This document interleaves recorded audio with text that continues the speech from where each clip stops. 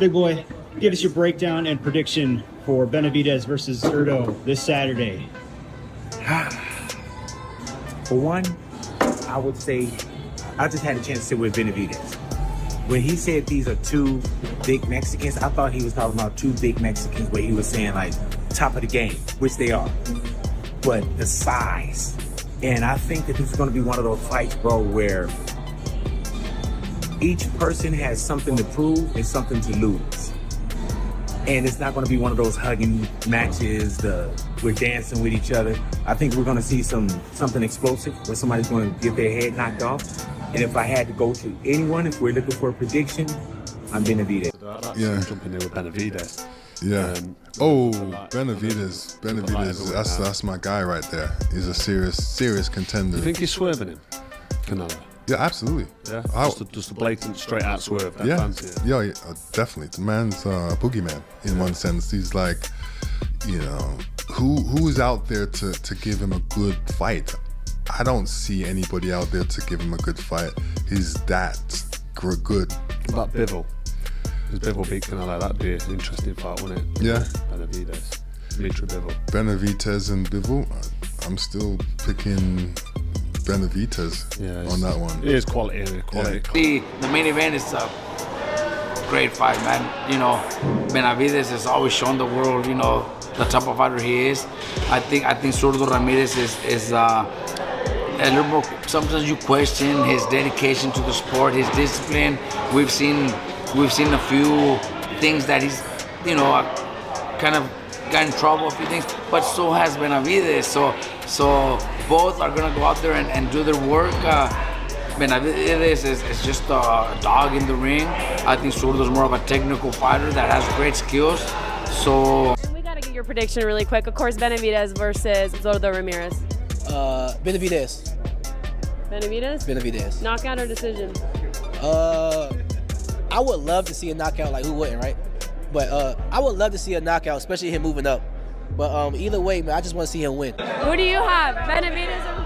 Benavidez. Why? ¿Por qué no? That's kind of a good point. Benavidez. Okay. What are we talking about? Who do you got? Benavidez or Ramirez? Who do you got? I'm taking Benavidez by unanimous decision. Benavidez. I got Benavidez. Why? Because he's from Phoenix, Arizona. Hecho en Phoenix. Right here. Hecho en Phoenix. Woo! Wait, knockout or decision? I would say decision. Okay. I'll say 8. Punches and bunches. Benavidez over here. Benavidez. Benavidez, yeah. Benavidez. I say Benavidez knockout in 8. Your final prediction for the fight? Final prediction, Max. I'm going to say Benavidez by decision in a good, tough fight, but I think he's going to win something like 117, 111, 118, 110.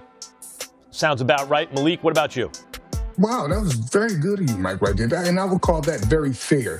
I don't want to go too far with the scorecards and what I think, but I just believe it's going to be fight of the year, and I have Zurdo Ramirez winning by decision. When the bigger guy wins, Malik, in every example I gave you, it's by knockout. It's always by it's Gomez knocking out Zarate, Sanchez knocking out Gomez, Hopkins knocking out Trinidad, McCallum knocking out Curry. I like Benavidez, just like Mike said, by a tough decision. I even like, Mike, your scores. It'll be wide. When a completely energized, tattoo-free David Benavidez stepped up to the microphone looking healthier than he has in years, the entire narrative flipped. We are looking at a massive 25-pound question mark, unified cruiserweight titles on the line, and the looming unavoidable shadow of Canelo Alvarez sitting right there at ringside. Why not the Mexican monster? And he's really got to obviously gain the Mexican fan base, but taking fights like this, taking risks like he's taking, and let's be honest, Canelo ducking him for as long as he's ducked him, he could potentially do that, especially when Canelo retires. Canelo's going to be at the fight tomorrow. By the time you guys see this, maybe it's fight day. So that dynamic's a little interesting, although I don't think David Benavidez can get back down to 168, now especially him moving to cruiserweight. But here's how I see this fight. I see this fight like I see a lot of David Benavidez fights, which is the fight being early rounds relatively close, right? Like relatively competitive fight, up into the middle part of the fight. There will be a big X factor. What does David Benavidez look like at cruiserweight? I'm talking volume, I'm talking gas tank, I'm talking power. You have to question it because Benavidez is not a one-punch power puncher like that. He's not a one-punch KO artist. He is a volume puncher. He's a guy that puts punches together in bunches and throughout the fight wears you down and breaks you. Can he do that at cruiserweight? Can he do that to a bigger cruiserweight like Zurdo, who is a good boxer, who will also... The visual shock of this official weigh-in sent absolute shock waves through the industry. Benavidez tipped the scales at a highly comfortable 196.8 pounds, coming in comfortably under the 200-pound limit. WBA cruiserweight champion of the world, Gilberto Zurdo Ramirez.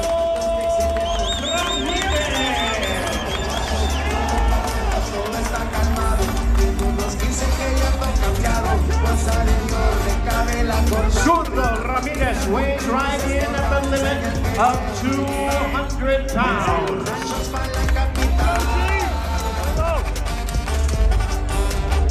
And now, ladies and gentlemen, with a record of 31 wins and no losses, 25 knockouts, the undefeated challenger, the current light heavyweight champion of the world, El Monstruo Mexicano, David Benavidez.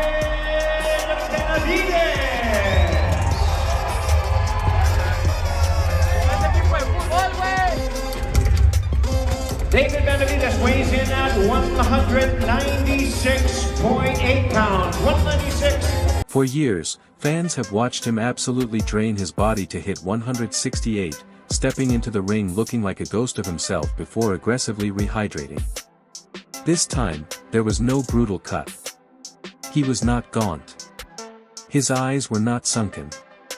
And he did not look like a man who had spent the last 48 hours wrapped in plastic sauna suits. He was smiling, relaxed, and vibrating with an energy reserve that usually gets left in the locker room.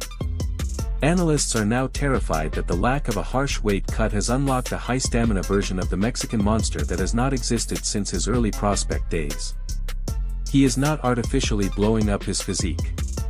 He is simply fighting at his natural walking weight, and that makes him incredibly dangerous. You're moving up 25 pounds in weight to fight this weekend. What makes you believe you are ready to make that jump at this point in your career? You know, just because I'm ready for this. I've been calling the biggest and best fights because I know I'm 100% ready in my heart. You see the belts behind me. After this weekend, I'm going to have 2 more to my collection, and that's going to have a total of 8 world titles. So I'm just really happy to be here in this opportunity to be able to perform at the highest level in front of my fans. Cinco de Mayo weekend is going to be a party. David, you know you're always welcome on the show, man. Thank you for being here. Let me ask you this. You're taking this fight. Is it because you wanted this fight in this cruiserweight and add the 2 belts to your collection more so that? Or is it because of the amount of people that have been ducking you through the super middleweight division, light heavyweight, et cetera, et cetera? Which one was it more? Yeah, that's exactly why I went up to the cruiserweight division, because I had all these people ducking me. I was supposed to fight Dimitri Bivol for all the world titles at 175. He couldn't get that fight, so now we're fighting Zurdo Ramirez. And, you know, like I said, I'm just trying to get the biggest and best fights and make the best fights. Enter Mexican boxing royalty. Julio Cesar Chavez and Oscar de la Hoya are raising serious red flags, warning the public that this might be a carefully disguised trap. Moving up 25 pounds in one single jump is a massive gamble that has ruined spectacular careers. Chavez pointed out a terrifying reality. Benavidez might come out looking incredibly fast in the early rounds, throwing his signature high-volume combinations, but what happens when those rapid-fire punches bounce off a naturally massive Gilberto Zurdo Ramirez? Zurdo rehydrates into an absolute giant under the arena lights. The grave danger here is Benavidez emptying his gas tank by. How do you think David Benavidez is going to do having to move up 25 pounds? What do you think he's going to look like? How do you think he's going to look different? ¿Cómo pensás que Benavidez va a rendir teniendo que subir 25 libras para esta pelea? Bueno, mira, lo que pasa es que Benavidez va a subir ahogado, ¿me entiendes? O sea, él no está batallando para el peso. El zurdo sí está batallando para el peso. El zurdo sube mucho más pesado. Benavidez se va a ver muy bien en los primeros rounds, ¿me entiendes? Pero le puede costar trabajo ya al estarle pegando a Zurdo Ramirez y no hacerle daño, ¿me entiendes? O esperemos que sí, esperemos que no, vamos a ver, ¿no? Pero es una pelea táctica, ¿me entiendes? Donde si el zurdo mete presión, cuidado, porque si el zurdo viene bien preparado y tira golpes, va a meter una pista de Benavidez. So basically, you know, Benavidez is a more natural weight than. Thank you very much. Thank you very much. I love it so much. I love it so much. De La Hoya went a step further, predicting a sudden, violent finish to the night. He believes Zurdo is a calculating machine who will simply weather the early storm, perfectly time that relentless volume, and land one devastating counterpunch to close the show. Elevate him certainly into that tier as well. So I've watched many I'm excited. Benavidez fights. I've watched many. Hoya's excited. The fight fans are excited. And like I mentioned, we have a fantastic fight card for you.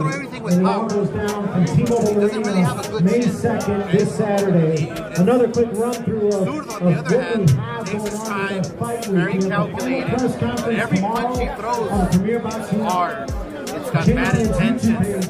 All it takes is one exchange when Benavidez is throwing punches and punches. All it takes is one. That's all it takes. And it can change the fight. So I'm gonna Of the old guard are sounding the alarm. The guys who have actually traded leather with Benavidez are singing a completely different tune. Former middleweight king Kelly Pavlik shared the ring with a young Benavidez during intense sparring sessions, and he completely dismisses the idea of an upset. Pavlik flat out called him a monster, predicting an insanely easy win for the challenger. According to Pavlik, Zurdo simply does not have the athletic tools required to survive. He cannot outbox him, and he definitely cannot outwork him. I know that David Benavidez is going to have a fight coming up in May. I know that you know him very well since he was a kid. You know, he always speaks highly of being able to have the opportunity to work with you, so he speaks very highly of that. He's going to be fighting Zurdo Ramirez. I mean, how do you see that fight playing out? Listen, I'm not being biased. I love Benavidez, but he's just a monster, man. Like, at that weight right now, I see it hard for him to lose. You know, I think you got great players in and around that weight class, like B-Ball still and Beterbiev. But I think Benavidez right now is the real deal. Zurdo, I just can't see anything that Zurdo could do to beat Benavidez. I can't see him outworking him. I can't see him outboxing him. You know, I just think David Benavidez wins that fight. In a brutally honest moment, Pavlik revealed the only thing on the planet that can actually hurt David Benavidez. Brutally honest moment. Pavlik revealed the only thing on the planet that can actually hurt David Benavidez is himself. If he avoids prolonged inactivity and stays busy in the gym, Pavlik views him as an unstoppable force of nature regardless of the weight class. That's a good one, but I still got to go with Benavidez because of the experience, you know, just all the years of being in a gym, the different camps that he was in. I still would favor Benavidez in that. It's just, you know, and I could be wrong, and very rarely I am in my picks, but I have a hard time seeing anyone right now really beating Benavidez. The only thing that could hurt him is... This fight goes way deeper than unified belts and maintaining undefeated records. There is a bitter cultural war simmering just beneath the surface, turning this into a highly volatile, personal grudge match. It is the classic rivalry that has defined Mexican boxing for decades. The Mexican-American, often labeled the Pocho, against the native-born fighter. Benavidez has faced relentless criticism from purists regarding his heritage and authenticity, while Zurdo represents the quiet, born and raised Mexican from the heart of the country. Benavidez a Mexican fighter. ¿Consideras a Benavidez un boxeador mexicano considerando toda la controversia que hay sobre ese tema? Qué buena pregunta me hiciste, ¿verdad? No, mira, Benavidez, con todo respeto, pues él es México norteamericano, ¿me entiendes? Habla español, efectivamente, pero en México no es conocido, en México no lo conoce nadie, ¿me entiendes? O sea, con todo respeto, o sea, lo conoce la gente de boxeo, ¿me entiendes? Pero así que tú digas que la gente lo conoce Benavidez, pues no, la verdad, yo lo considero norteamericano, pero sí, pero se supone que él tiene raíces mexicanas, habla español, ¿me entiendes? Y ojalá y se gane el cariño y la gente de todos los mexicanos. Fighting on Cinco de Mayo amplifies this immense pressure by 1,000.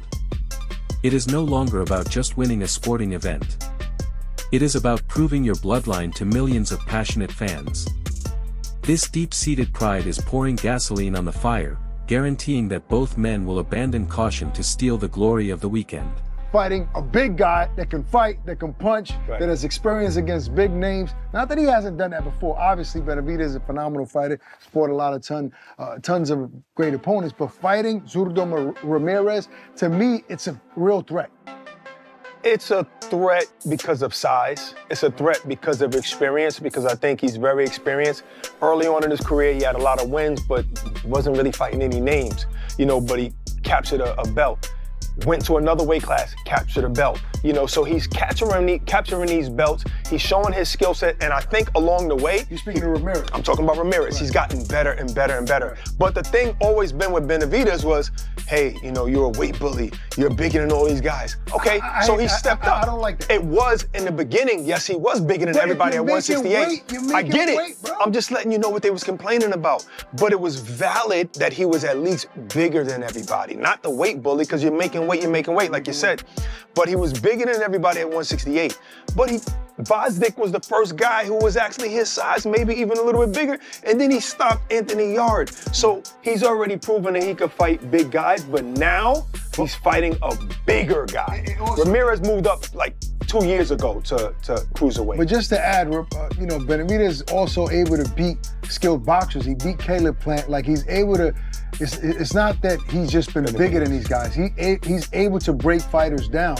So I think he's an all-around phenomenal fighter. That was very obvious from the beginning, but that's all people saw, was that he's bigger than everybody. And even he says it. He's like, yo, Canelo's too small for me. These guys are too small. He said Caleb Plant is really not a 168-pounder. He should fight at 160. He said that years ago. So yes, that's why he's taking on this challenge now and going all the way up to cruiserweight, because he's like, You cannot talk about this monumental weekend without addressing the massive elephant in the room.